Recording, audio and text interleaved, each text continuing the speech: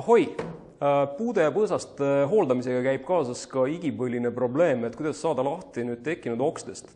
Maapiirkondades pole väga suurt probleemi, et saab need oksad ja oksaraod ära utiliseerida lõkkes, kuid linnapiirkonnas tule tegemine on üldjuhul keelatud ja seetõttu astub meile abisse selline suurepärane toode, nagu seda on oksapurustaja.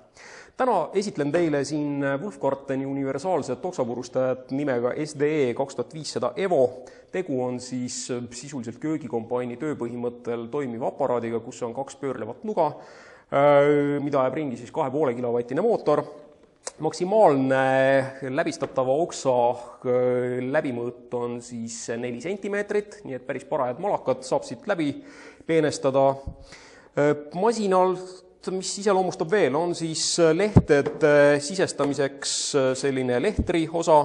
On olemas siis ka tõukur, millega saab tõrksad lehed masina nugadeni lükata ning oluline asi, alaosas siis selline plastist kast, kuhu mults kenasti kogutakse. Aparaadi juhtimine on väga lihtne.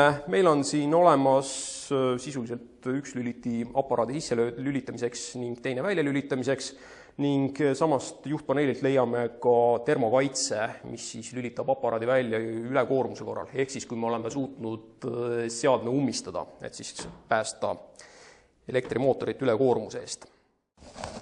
No nii, lõpptulemus on meil siis siin selline ilus kena mults, mida on siis võimalik kasutada kas aias teeradade rajamiseks või siis näiteks panna teist puudepõõsaste alla multsiks ja umbrohu tõrjeks.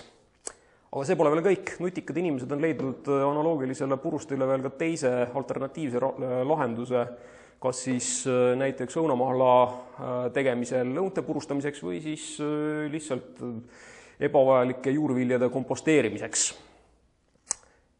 Kena kasutamist!